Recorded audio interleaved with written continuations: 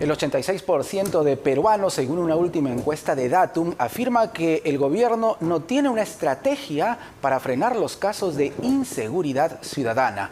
¿Estamos caminando realmente bien para combatir el accionar del crimen organizado o no? Vamos a conversarlo aquí en Las Cosas Como Son. Soy Jorge Rodríguez, te acompaño en esta edición del programa y está en los estudios de RPP el doctor Gino Costa, exministro del Interior. Bienvenido a RPP, doctor Costa. Jorge, buenas noches. Muchas gracias por la invitación. Esta cifra es abrumadora. Según Datum, la mayoría de los peruanos dicen no, el gobierno no tiene una estrategia contra la inseguridad. ¿Cómo tomar estas cifras? Mira, no es sorprendente porque es un gobierno con poca credibilidad y poco apoyo popular. La presidenta tiene una desaprobación arriba del 90% y un 5% que aprueba su gestión. Y esto no es de ahora, sino que, digamos, desde que asume, ¿no? Asume con una, digamos, popularidad muy baja y la va perdiendo. Y si a eso le sumas que lo mismo pasa con el Congreso, hay poca confianza en las autoridades y en su capacidad, ¿no?, de resolver un problema acuciante como este. Sobre todo si ambos poderes del Estado están haciendo lo contrario de lo que deberían hacer. Es decir, los transportistas que se han ido al paro y que están convocando a uno el miércoles, lo que hacen es llamar la atención del rol pernicioso que está teniendo el Congreso al modificar la ley contra el crimen organizado, que en lugar de protegernos, favorece, ¿no es cierto?, a sicarios, extorsionadores y demás. Y los cambios que ha adoptado el Congreso en relación con estas normas no son satisfactorios, dejan dudas. En lugar de derogar esa norma que favorece a sicarios y extorsionadores, la han modificado, dejando ahí unos aspectos complicados, ¿no?, peligrosos. O sea que en este escenario, ¿no?, de conocimiento público, no me llama la atención que la gente digamos, considere que el gobierno no tiene una estrategia, y seguramente si se le pregunta, ¿usted cree que el gobierno no solo no tiene una estrategia, sino que está haciendo lo que tiene que hacer? Probablemente la mayoría de la gente entenderá que su actuación es contraria. Por ejemplo, en cuanto al Ejecutivo, ¿no? En una situación como esta, lo que usted necesita es fortalecer sus capacidades de inteligencia. Sí, claro, correcto. Lo mismo que con el terrorismo, ¿no es cierto? Cuando tuvimos un fenómeno terrorista y lo derrotamos, la gran herramienta fue la inteligencia Ese es un buen policial. punto, ¿no? Porque cuando el Perú lucha contra el terrorismo, precisamente la captura de Abimael Guzmán, de otros altos mandos terroristas, nace a partir de un buen trabajo de inteligencia. En pocas palabras, la estrategia que tanto reclama la población. Exactamente. Y mira tú, la policía tiene esos órganos, y el más importante y más destacado, incluso en enfrentar las extorsiones y el sicariato en años anteriores, es la DIVIAC.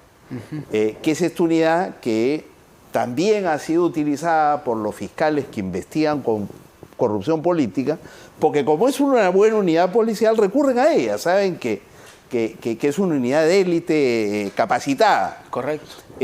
Pero por esa misma razón, la DIVIAC hoy día está, digamos, en trance de ser desarticulada. Y su fundador y jefe, hasta hace poco, el coronel Colchado, está castigado. El gobierno está esperando que llegue fin de año para pasarlo a retiro. Y mientras tanto lo mandan a cuidar puentes durante el último paro. Sí, lo hemos visto. Grafica bien, digamos, el desprecio del gobierno por las herramientas que son las únicas efectivas para enfrentar un problema como este. La dificultad que tiene el gobierno es que la señora presidenta enfrenta investigaciones. Su hermano y su entorno enfrentan investigaciones.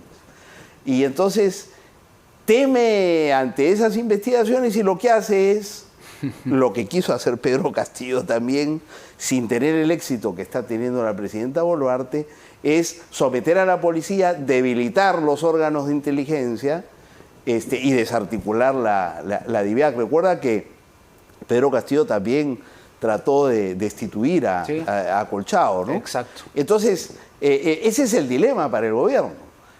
Para defender a la presidenta, entonces hay que sacrificar las herramientas que necesitamos para defendernos frente al crimen organizado. Pero ahora, se habla mucho de sacar del cargo otra vez a un ministro del Interior, en este caso Juan José Santibáñez, que después del papelón que hizo con la captura de un líder de los remanentes de Sendero Luminoso que no era tal, bueno, ha quedado literalmente al borde del abismo. Entonces, ¿Cuán favorable o desfavorable es esta altísima rotación de funcionarios, ¿no?, en el Ministerio del Interior, aun cuando creo que todos coincidimos en que el señor Santibáñez está haciendo un trabajo bastante cuestionable?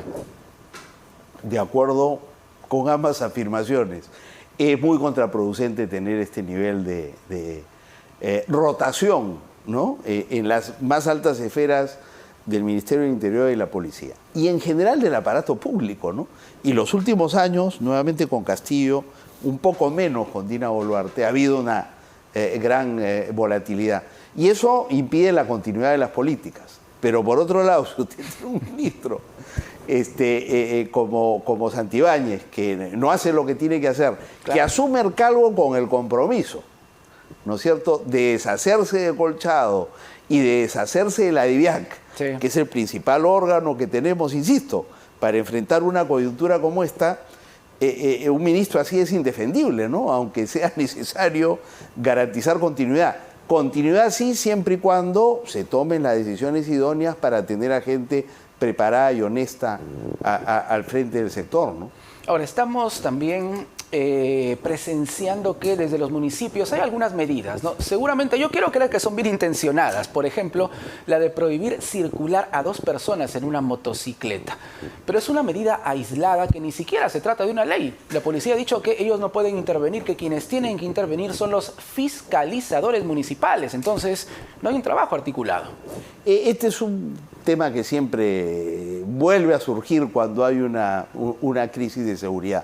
Pero yo creo que lo que hay que tratar de hacer es ir a definir, ¿no?, lo central que hay que hacer para enfrentar esta crisis. Y lo central es tener capacidad de identificar a las organizaciones criminales responsables de los actos de sicariato y de extorsión. No es que hay miles de organizaciones, hay unas cuantas organizaciones que se dedican a extorsionar en el transporte, en construcción civil, en los pequeños comercios, y eso requiere un trabajo que te permite identificar quiénes son las organizaciones y quiénes las integran.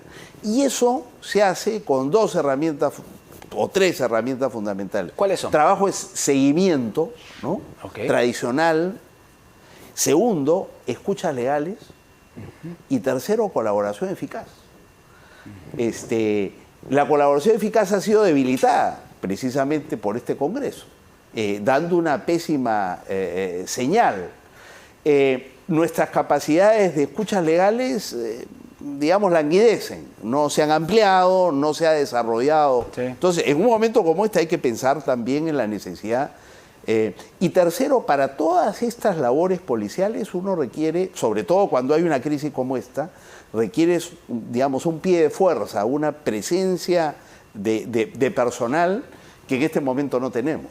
Entonces hay que rápidamente, ¿no es cierto?, seleccionar y formar nueva gente para robustecer y fortalecer estas capacidades de inteligencia a las que me estoy refiriendo con esas herramientas.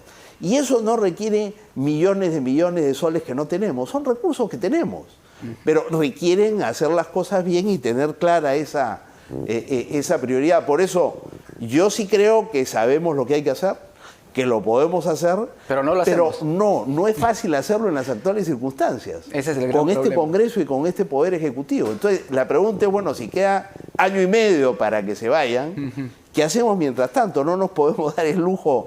En ese sentido, a mí me parece interesante la iniciativa de los transportistas, ¿no? Es decir, oye, nos están matando, conversamos con el Ejecutivo, nos ofrecen cosas, no cumplen. La única manera es ir a una acción de paralización, claro, aunque esta sea costoso para ellos, para sus familias y para el país, ¿no? Y respetando la libertad que tienen las personas de manifestarse, doctor Costa, lo que se ha descubierto es que también algunos líderes de estas manifestaciones tienen vinculación política, por ejemplo, con el partido de Antauro Humala. ¿Esto le quita validez a la protesta o no? Yo creo que no le quita validez a la protesta. ¿Por qué? Hasta donde yo sé, no he visto ninguna evidencia que indique que los líderes de la protesta son antauristas y que esta es una iniciativa de Antauro Humala. No creo que él y su organización tengan esa capacidad, ¿no? Yo creo que esta es una, reacción espontánea de sectores de la ciudadanía que están hartos, que están angustiados y que no ven, ¿no es cierto?, que el gobierno y que el Congreso toman las acciones necesarias y que la única manera de hacerlo es a través de una medida como esta. En ese sentido, yo tengo simpatía porque creo que ante un Congreso y un Ejecutivo que no escuchan, la única manera de digamos, frenar este conjunto de acciones que se toman para desarmarnos frente al crimen es a través de iniciativas como esta, siempre y cuando sean ordenadas, por supuesto, y pacíficas, ¿no? Pacíficas, que es muy importante, doctor Costa. Ahora, ¿y qué le ha parecido la respuesta del Ejecutivo, la respuesta del Gobierno? Ellos han presentado a otro grupo de dirigentes, señalan ellos formales, que afirman no estar de acuerdo con la paralización. Entiendo que son los que ya se opusieron a las paralizaciones anteriores. Me da la impresión de que hay un grupo cohesionado, dirigido por los transportistas, que han logrado ampliar la convocatoria, ¿no? Por ejemplo, hay una cosa interesante, han recibido el respaldo de las asociaciones de familiares, de personas afectadas por la represión en las protestas de hace año y medio, que tienen una agenda que no necesariamente tiene que ver con este problema de extorsiones y sicariatos, sino más bien con su aspiración de justicia frente a la impunidad de los hechos graves que afectaron a sus familiares. Entonces, en términos territoriales, podríamos tener el miércoles un escenario en el cual una protesta en Lima y Callao se transforma en una protesta con eco en ciertas regiones del país. Por ejemplo, en el sur, si es que, digamos, estas manifestaciones, estos compromisos